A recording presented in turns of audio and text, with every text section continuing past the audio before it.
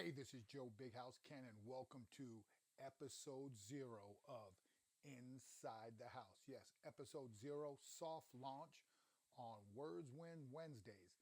Had to get this one out before I wanted to start this show because I've created a Instagram and social media storm with a recent post on velocity-based training and how everybody thinks that I hate velocity-based training.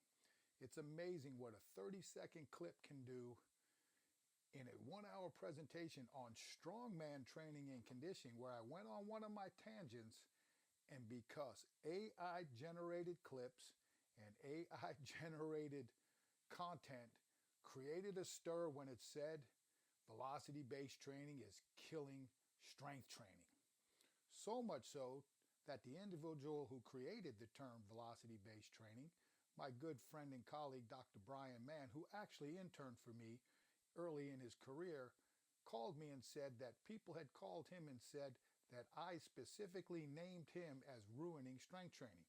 That's how crazy social media is, and I find it finally kind of humorous and laughable to say the least, but I'm in the game, so I got to play the game. I got to take the good with the bad, but I wanted to explain my history with velocity-based training to everyone to set the record straight. First off, and there'll be some sarcasm in this, do most of you even know what a Tendo Power Analyzer is?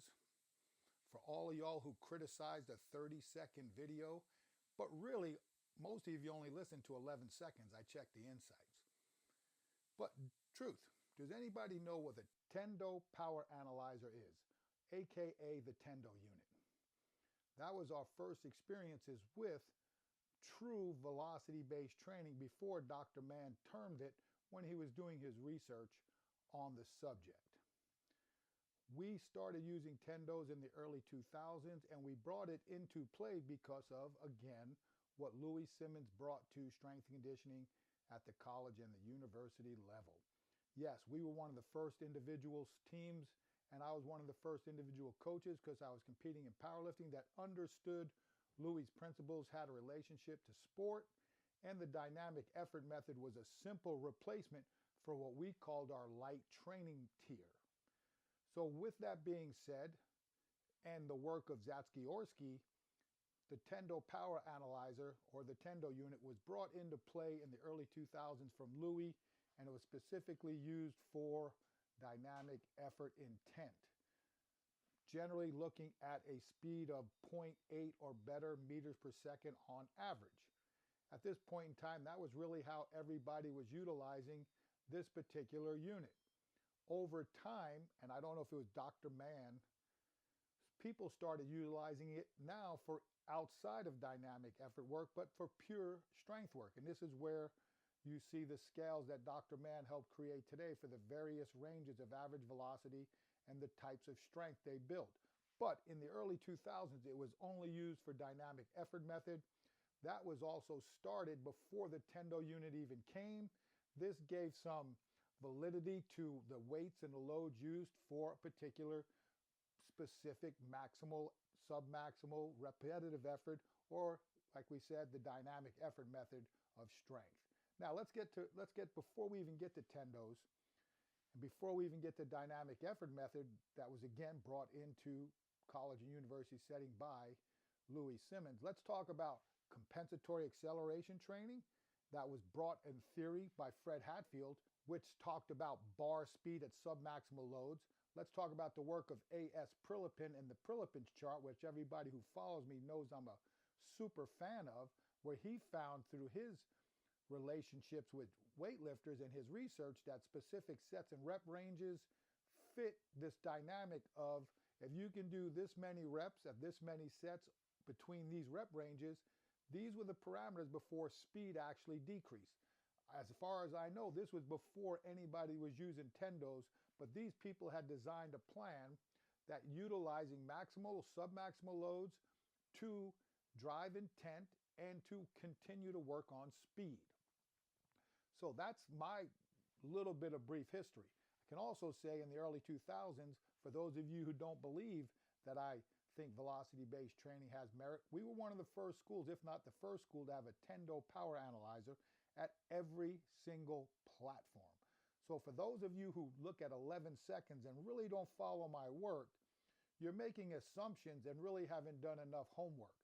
I've been utilizing some form of velocity-based training since early 2000s when it was exposed to us and the Tendo unit was available for purchase. Now, over time, like I've said, there's been some mistakes or some wishes I had.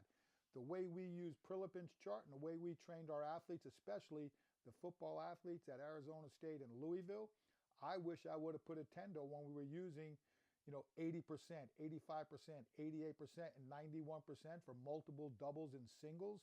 That would have been data that would have been highly, highly informative in this day and age of where evidence-based practice and practice-based evidence combines at places like the University of Kansas with Dr. Quincy Johnson and his group at the Jayhawk Performance Lab, and one of my partners in my new paradigm shift with velocity-based training, and Coach Matt Gildersleeve and his strength staff with the University of Kansas football team, where they've done a nice job of teaming together and formulated a plan where they have percentages and velocity ranges on average that tie to each other based off of their work together at the university, which is a very cool thing to see with true collaborations of science and practice formed together. So with that being said, if you think 30 seconds determines the type of person you're talking to and you really haven't done your homework, and again, that's the one thing that I find laughable is the people who went crazy on this little tangent of what people don't understand truly about velocity-based training. Let's face it, and I'm going to be a little sarcastic and maybe a little downright mean, but some of you weren't even born that are talking about VBT when we had Tendo Power Analyzers in the at Arizona State University. So let's slow our roll across the board. Now, what are we doing now? I think there is a marriage between peak velocity, average velocity, and percentage-based training because they all tell a story. As we all know, 75%, 5 sets of 5 for one person may look a lot different than another based off of genetics, fast twitch versus slow twitch, muscle fibers, etc. But I also know that we have done a poor job at times, myself included, of utilizing the Tendo because we were coaching to the number. And that was my point of emphasis, is those who coach to the number. I remember when we coached to the number. We were so worried about getting 0.8 or 0.7 or whatever the score was that we would have kids sacrifice technique to get that number. We had multiple times. I had kids at Arizona State come in the next day after dynamic effort bench with literally bruises in black and blue on their sternums from trying to catapult loads to get a number that they probably weren't physically able to get based off of physiological differences between them and their teammates. People who would short a squat depth or bounce off a box, etc., etc. So that's on us. That's on me personally. I took that challenge and we changed the whole dynamics of how we would do things when it came to utilizing the Tendo unit and dynamic effort method. So as we move forward, my chase now is how can we utilize peak velocity for what people call absolute strength lifts. A lot of that comes through my use of Prilepin Chart. So I'm a big fan of a term I learned early in the 90s at Boise State through an article by Steve Plisk in Milo magazine called Maximum Concentric Acceleration. I believe that had a lot of validity in training sporting athletes, where explosiveness was important regardless of the movement. Then the word intent started to come into play. And we talked about training with intent. You have to have intent to move the bar. All these cool terms that fit into compensatory acceleration by Fred Hatfield, etc. But the truth is, over time, and I just easily can say that I believe this to be a fault of a lot of us, we preach these terms, but then when we watch the athletes lift, are they really training with the intent that we hope them to be at? I know that I can honestly say a lot of my athletes were not. I was using terms that I wanted them to utilize in their training and move the bar at a certain level, but I don't think I did a very good job of coaching that until recently when I started overemphasizing and utilizing peak velocity as the driver, and that telling a story and then letting the average and the loads or the percentage-based loads tell me the other story. And we found a lot of cool things while we're doing this, and we've come up with 7 assumptions. I've got a terrific team that we've put together. Like I said, Dr. Quincy Johnson of the Jayhawk Performance Lab. He is now moving to Oklahoma State to head up their lab. Dr. Adam Fight, because what you'll find out with peak intensity velocity training, or what we call PIVT, the peak intent is more psychological and mental than it is physical. And we'll get into that in a second. So that's very important that we have some type of mental performance coach and specialist on our side to learn the cues and to get the athlete prepared for this type of training. We've got Dr. Eric Cash at Dorman High School, who's doing a great job accumulating data with high school athletes with no accommodating resistance and Prilepin Chart. Same with Mark Hoover at St. James down in South Carolina. Both coaches I hold in high regards. Mark is very well versed in velocity-based training, probably stronger than myself. And he was a guy who was utilizing average as a driver and has gone to peak and has seen the differences in some of our assumptions of how it affects average velocity, bar speed throughout, and how it changes the dynamics of what happens on the field. So that's something we're working on. Again, we have 7 performance assumptions we're working off of with our team. We also have secondary people like Dr. Justin Lima, who we've discussed this with. My athlete, Tom Evans, is utilizing some of this now with his athletes at Delaware. And that's the other thing. If you really were following me and you really thought I hated velocity-based training, you would go through my Instagram scroll and see all the posts that we put of Tom training with velocity-based intentions, with peak, and all the data that we collect.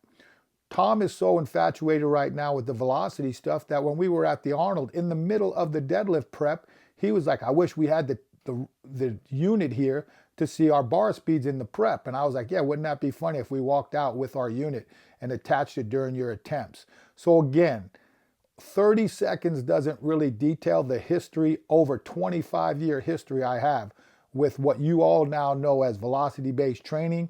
And we were just using Tendo units. And then it evolved into the multiple companies now who have velocity-based training devices. So with that being said, be upfront and be aware of things when you make these comments. And again, I stay strictly on Instagram. I've heard people say Twitter went crazy, TikTok, and again, my cuts are made off of presentations. They're dropped in an app.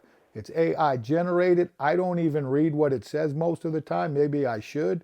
And again, when I saw this clip, I knew it would bring a tremendous amount of traction, but nowhere near as much of what I thought it would happen. So again, good or bad to start the discussions, but I felt like I needed to go long form and bring everyone's attention of my history with VBT. And no, I don't hate it. I think it's a pure mesh. Out of all the things technology has changed and all the data that we used to collect by pen and paper, I truly believe the best way to train an athlete is going to be some combination of a percent, an average velocity score, and a peak velocity score. I think there's a way to mesh that. That's what we're working on now with the group to see how these assumptions are now. Some of our assumptions are becoming very validated with the more data we get and the types of maxes that our coaches and our athletes are performing with. So there's a lot of interested people. I know the peak velocity has really intrigued a lot of coaches, calling Dr. Cash and Coach Hoover. And again, we're in the middle of the process of building out the plan. There is an advanced model that is highly receptive with accommodating resistance. It's high level, advanced athletes, elite athletes, but Dr. Cash and Coach Hoover is showing that you can utilize it without accommodating resistance and going into loads in the Prilepin chart up over 85, 90, 95%. So again, please, again, this is why I have a problem with commenting myself a lot of times on social media. Do a little deeper dive. I know people like to get riled up. I know people can voice their opinions. Hey, I reserve the right to be wrong, and I am one opinionated SOB myself. But with a quick recap, I do believe in velocity-based training, But what I don't believe in is when we are training for effort and we're training for a certain load, and then we have the small group of VBT people who set a threshold, and then the athlete reduces that load. That's when I talked about stress and strain. I believe if you're not training purely for dynamic, and remember, dynamic effort training, you're better off starting lighter and moving the bar faster and adding weight to get to that set parameter than starting heavy and have to drop weight set after set to get to the score you're looking for. And then you know what happens? You've wasted a dynamic effort session because you trained too heavy.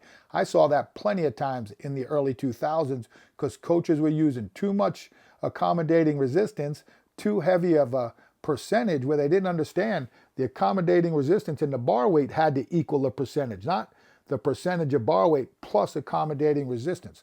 So that was a problem early on with people overshooting loads and not really training for dynamic effort. They were actually training for max effort, and we should have tracked those scores too.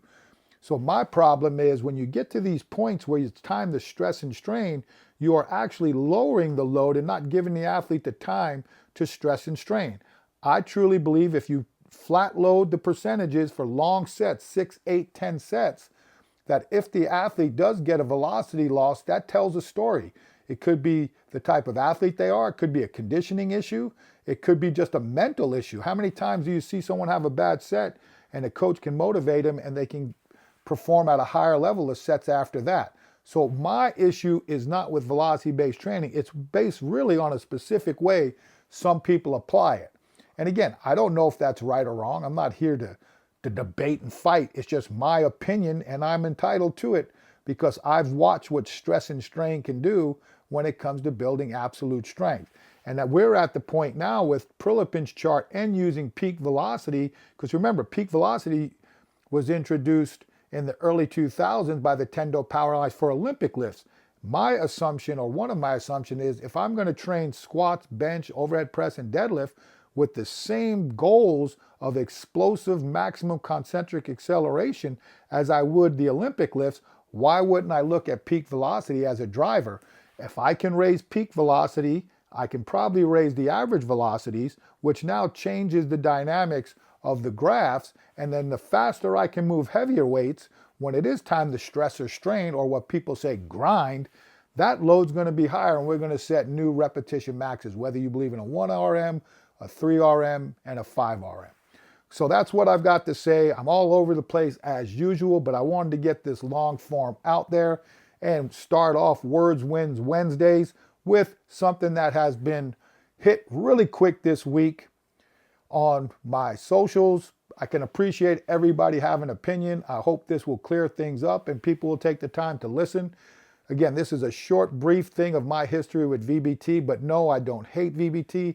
I think it's got a tremendous amount of merit and can validate a lot for the percentages, for those who believe in percentage-based.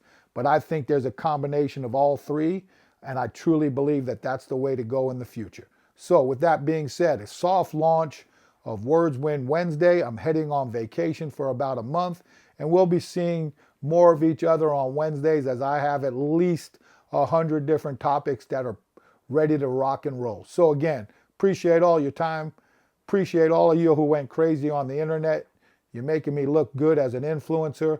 And if you like what you see and you want to continue to see what we've got on the YouTube channel, I hate saying this too, like and subscribe, and we'll see you when we see you. Words win. Peace.